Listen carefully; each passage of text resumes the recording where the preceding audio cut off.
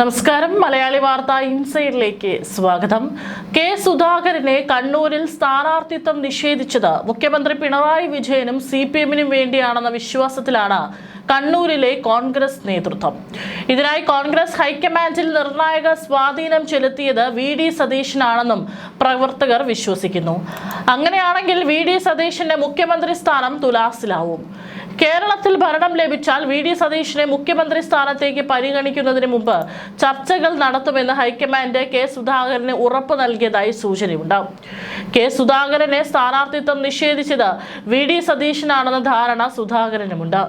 ഒരു ഘട്ടത്തിൽ രമേശ് ചെന്നിത്തല സുധാകരന് വേണ്ടി ഇടപെട്ടുവെങ്കിലും സതീശന്റെ പിടിവാശിക്ക് മുമ്പിൽ ഹൈക്കമാൻഡ് വഴങ്ങുകയായിരുന്നു. ഇത്തരം ഒരു ഉറപ്പിനാണ് സുധാകരൻ സ്വതന്ത്ര സ്ഥാനാർത്ഥിയാവാനുള്ള തീരുമാനം പിൻവലിച്ചതെന്ന് മനസ്സിലാക്കുന്നു. ഒരു ഘട്ടത്തിൽ പിണറായിക്കെതിരെ വേണമെങ്കിലും മത്സരിക്കാൻ താൻ തയ്യാറാണെന്ന് സുധാകരൻ ഹൈക്കമാൻഡിന് ഉറപ്പ് നൽകിയിരുന്നു. സുധാകരനെ മുൻപ് KPCC അധ്യക്ഷ സ്ഥാനത്ത് നിന്നും നീക്കിയതും സതീശന്റെ ഇടപെടൽ വഴിയാണ്. ഡൽഹിയിൽ നിന്നും കണ്ണൂരിൽ തിരിച്ചെത്തിയ സുധാകരൻ എന്ത് പറയുമെന്ന കാര്യത്തിൽ വിസ്മയങ്ങൾ ബാക്കിയാണ്. കെ സുധാകരനെ നിയമസഭാ തെരഞ്ഞെടുപ്പിൽ മത്സരിക്കാൻ ഇളവ് നൽകാൻ ഒരു ഘട്ടത്തിൽ ഹൈക്കമാൻഡ് തീരുമാനിച്ചതോടെ തനിക്കും മത്സരിക്കണമെന്ന ആവശ്യം അടൂർ പ്രകാശ് ഉന്നയിച്ചു. ഹൈക്കമാൻഡ് മുൻപ് നിലപാട് മാറ്റില്ലെന്ന് കരുതി മത്സരിക്കില്ലെന്ന് വൈകാരികമായ ഫേസ്ബുക്ക് പോസ്റ്റിട്ട അടൂർ പ്രകാശ് സുധാകരന് മുന്നിൽ നേതൃത്വം വഴങ്ങുന്നുവെന്ന് കണ്ടതോടെയാണ് നിലപാട് കടുപ്പിച്ചത്. അടൂർ പ്രകാശ് രംഗത്തെത്തിയതും സുധാകരന് വിനയായി. മത്സരിക്കണമെന്ന ആവശ്യം അടൂർ പ്രകാശ് ഹൈക്കമാൻഡിനെ അറിയിച്ചിരുന്നു. കെ സുധാകരനുള്ള അർഹത തനിക്കുമുണ്ടെന്നാണ് അടൂർ പ്രകാശ് വാദിക്കുന്നത്. കോന്നിയിൽ എന്ത് പ്രത്യാഘാതമുണ്ടായാലും അതിന് താൻ ഉത്തരവാദിയാകില്ലെന്നും അടൂർ പ്രകാശ് ഹൈക്കമാൻഡിന് മുന്നറിയിപ്പ് നൽകിയെന്നാണ് വിവരം. നേരത്തെ ശശി തരൂർ, MK രാഘവൻ, കൊടിക്കുന്നിൽ സുരേഷ്, ഷാഫി പറമ്പിൽ തുടങ്ങിയവർക്കും നിയമസഭയിലേക്ക് മത്സരിക്കാനുള്ള താല്പര്യമുണ്ടായിരുന്നു. കൂടുതൽ MP-മാർ മത്സരിക്കാൻ ആവശ്യമുന്നയിച്ചപ്പോഴാണ് MP-മാർ ആരും മത്സരിക്കേണ്ടെന്ന നിലപാടിലേക്ക് ഹൈക്കമാൻഡ് എത്തിയത്. എന്നാൽ കണ്ണൂർ സീറ്റിലേക്ക് കെ സുധാകരന്റെ പേരും ഹൈക്കമാൻഡ് പരിഗണിക്കുന്നുണ്ടെന്ന റിപ്പോർട്ടുകൾ വന്നതോടെയാണ് അടൂർ പ്രകാശ് മത്സരിക്കാനുള്ള ആഗ്രഹം വീണ്ടും ശക്തമാക്കിയത്. ഹൈക്കമാൻഡിന് ഇദ്ദേഹം സന്ദേശം അയച്ചിട്ടുണ്ടെന്നാണ് അടുത്ത വൃത്തങ്ങൾ നൽകിയ സൂചന. കെ സുധാകരന് മത്സരിക്കാൻ അനുമതി നൽകിയാൽ തനിക്ക് മത്സരിക്കാൻ അനുമതി നൽകണമെന്നാണ് അടൂർ പ്രകാശ് ആവശ്യപ്പെടുന്നത്. MP-മാർ ആരും മത്സരിക്കേണ്ടതില്ലെന്ന പൊതു നിലപാടിന്റെ ഭാഗമായാണ് തന്നെ മാറ്റി നിർത്തിയത്. ഇത് മാറ്റുമ്പോൾ തന്നെയും പരിഗണിക്കണമെന്നായിരുന്നു ആവശ്യം. കോന്നിയിൽ തിരഞ്ഞെടുപ്പിൽ പാർട്ടിക്ക് തിരിച്ചടി ഉണ്ടായാൽ അതിന്റെ ഉത്തരവാദിത്തം തനിക്കായിരിക്കില്ലെന്നും അദ്ദേഹം വ്യക്തമാക്കിയിട്ടുണ്ടെന്നാണ് വിവരം. KSU കാലം മുതൽ താൻ കോൺഗ്രസിനൊപ്പമാണ്.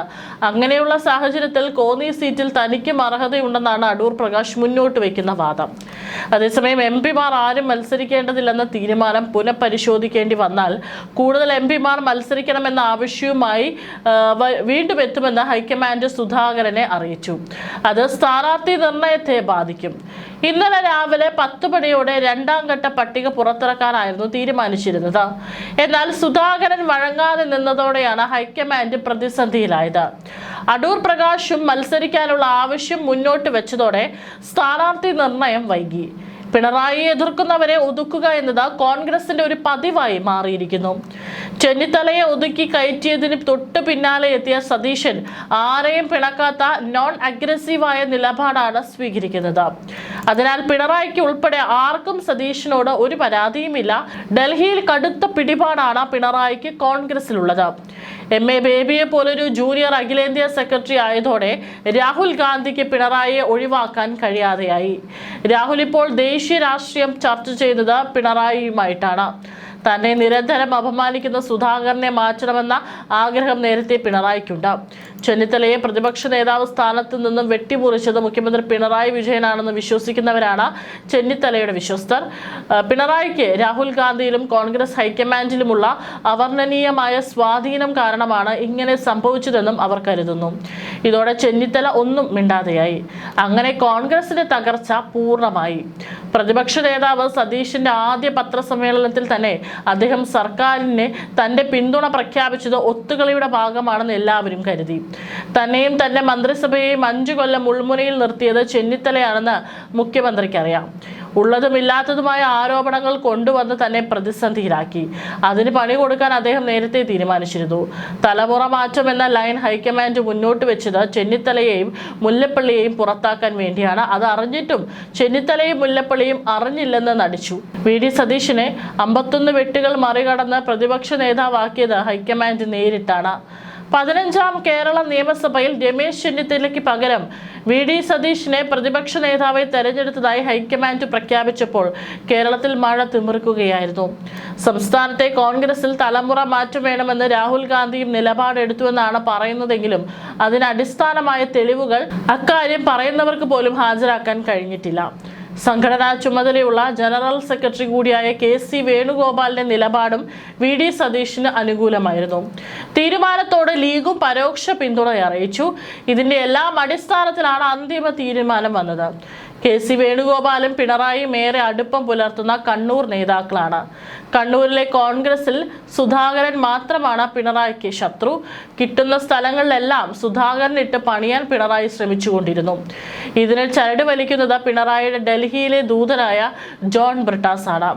രാഹുൽ ഗാന്ധിയുമായി പിണറായിയുടെ ദൂതുകൾ ബ്രിട്ടാസ് പങ്കുവയ്ക്കാറുണ്ട്. എം.എ. ബേബിയേക്കാൾ രാഹുലിന് ബന്ധമുള്ളത് ബ്രിട്ടാസുമായിട്ടാണ്. 2021 പ്രതിപക്ഷ നേതാവാകാൻ ചെന്നിത്തലയ്ക്ക് വേണ്ടി ഉമ്മൻചാണ്ടി സമ്മർദ്ദം ശക്തമാക്കിയപ്പോൾ ഉമ്മൻചാണ്ടിയെ രമേശ് ചെന്നിത്തല നേരിട്ടു. കാര്യങ്ങൾ വിശദീകരിച്ച് സാഹചര്യങ്ങൾ ബോധ്യപ്പെടുത്തേണ്ടതുണ്ടെന്ന് എ.കെ. ആന്റണി രാഹുലിനോടും സോണിയോടും പറഞ്ഞിരുന്നു. അവസാന നിമിഷവും ചെന്നിത്തലയ്ക്ക് വേണ്ടി മുതിർന്ന നേതാക്കൾ സമ്മർദ്ദം ശക്തമാക്കിയിരുന്നു.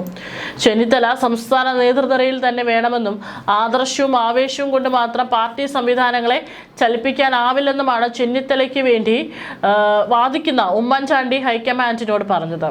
എന്നിട്ടും ഫലമുണ്ടായില്ല. കാരണം അതിനപ്പുറമായിരുന്നു പിണറായിയുടെ ബലം.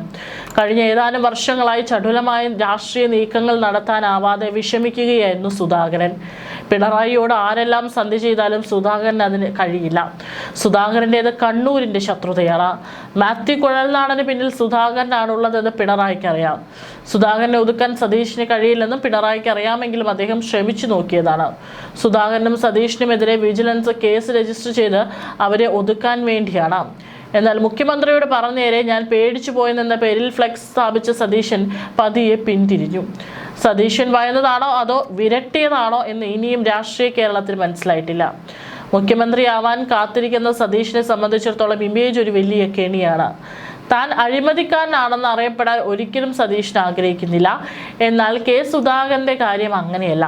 വെട്ടൊന്ന് തുണ്ടം 2 എന്ന മട്ടിലാണ് സുധാകരൻ സംസാരിക്കുന്നത്. മാത്യു കുഴൽനാടൻ ചാവേറാകുമെന്നറിഞ്ഞിട്ടും അദ്ദേഹത്തെ രംഗത്തിറക്കിയ സുധാകരന് ഒന്നുറപ്പുണ്ട്: പിണറായിയെ എതിർക്കുന്നവൻ കേരളത്തിൽ ജയിക്കും. അതാണ് പതിവ്. അങ്ങനെ സതീഷിനേക്കാൾ ഇമേജ് കുഴൽനാടനുണ്ടായി. ചിന്നക്കനാൽ ഭൂമി ഇടപാടൊന്നും ഏഷ്യതുപോലുമില്ല. കുഴൽനാടനെതിരെ സംസാരിക്കുന്നവർ ശത്രുക്കളാകും എന്നതായി അവസ്ഥ. കുഴൽനാടന് സമൂഹ മാധ്യമങ്ങളിലും നിറഞ്ഞ കയ്യടിയാണ് ലഭിക്കുന്നത്. വീണ വിജയന്റെ മാസപ്പടി അന്വേഷിക്കാത്തവർ കുഴൽനാടനെ പിടിക്കാനിറങ്ങിയതിൽ ജനം പുച്ഛിച്ചു ചിരിച്ചു.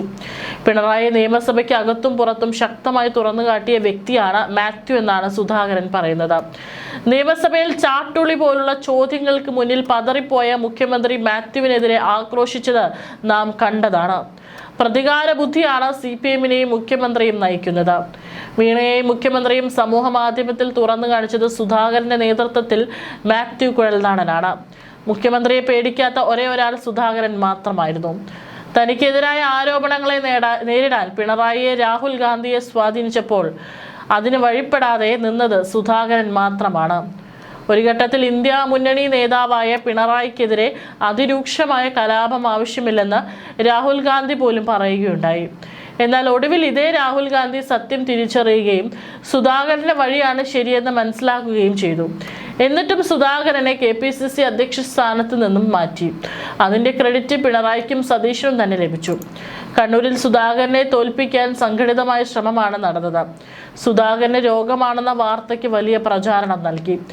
സുധാകരൻ ജയിച്ചിട്ട് കാര്യമില്ലെന്നും കണ്ണൂരിലെ കോൺഗ്രസുകാർ കൂട്ടത്തോടെ പറഞ്ഞു. ഇത് പിണറായിയുടെ തന്ത്രമായിരുന്നു. സുധാകരനെ ഒതുക്കിയാൽ കുഴൽനാടിനെ ഒതുക്കാമെന്ന്, അങ്ങനെ വന്നാൽ തനിക്കും പൂർവാധികം ഭംഗിയായി അഴിമതി നടത്താമെന്നും പിണറായി കരുതി. ഇതാണ് ജയിച്ചത്. സുധാകരൻ പോയാൽ പിണറായി ജയിക്കും. KPCC അധ്യക്ഷ പദവിയിലെത്തുന്ന നവാഗതൻ ആരെയും പിണക്കാതെ മുന്നോട്ട് പോയതിനാൽ പിണറായി മൂന്നാമതും അധികാരത്തിലെത്തുമെന്ന പ്രവചനമുണ്ടായി. കേരളത്തിൽ അധികാരത്തിലെത്താൻ കോൺഗ്രസിന് ആഗ്രഹമുണ്ടെങ്കിലും പിണറായിക്ക് മുകളിൽ പരുന്തും പറക്കില്ലെന്നാണ് ചൊല്ല്. ഡൽഹിയിൽ പിണറായിയും രാഹുലും ഒന്നാണ്. എന്നാൽ പിണറായിക്ക് ഇക്കാര്യത്തിലും മേൽക്കോയ്മയുണ്ട്. രാഹുൽ ഗാന്ധി പറയുന്നത് പോലൊന്നും പിണറായി പ്രവർത്തിക്കാറില്ല. രാഹുലിനെ കിട്ടുന്ന വേദിയിലൊക്കെ തട്ടിക്കളിക്കാനും പിണറായി ശ്രമിക്കാറുണ്ട്.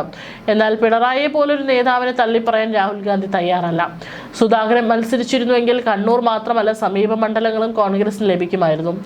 സുധാകരനെ ഒതുക്കിയതിലൂടെ കണ്ണൂരിൽ CPM-ന് അപ്രബാധിത്വം ഉറപ്പായി. പയ്യന്നൂരിൽ കുഞ്ഞികൃഷ്ണനെ പോലുള്ളവരാണ് കോൺഗ്രസിന്റെ പ്രതീക്ഷ. എന്നാൽ ഇന്നത്തെ സാഹചര്യത്തിൽ അത് എത്ര വിജയിക്കുമെന്ന് കണ്ടറിയണം. സുധാകരനെ നിരാശനാക്കിയതിലൂടെ കോൺഗ്രസ് പ്രവർത്തകരാണ് നിരാശരായത്.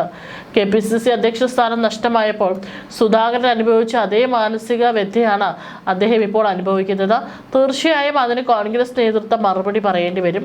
എന്നാൽ സുധാകരൻ ഉൾപ്പെടെയുള്ള MP-മാർ മത്സരിച്ചാൽ അത് ഉപതെരഞ്ഞെടുപ്പിന് കാരണമാകുമെന്നും അത് ജനങ്ങൾക്കിടയിൽ അഭിപ്രായ വ്യത്യാസങ്ങൾക്ക് കാരണമാകുമെന്നാണ് കോൺഗ്രസ് നേതൃത്വം കരുതുന്നത്. സുധാകരന്റെ പണി തീർക്കാൻ കുറെ നാളായി CPM ശ്രമിച്ചു വരികയാണ്. VD സതീഷിനോട് ഇവർക്ക് വിരോധമില്ല. CPM-നെ നോവിപ്പിക്കുന്ന തരത്തിൽ ഒരിക്കലും സതീശൻ പെരുമാറാറില്ല.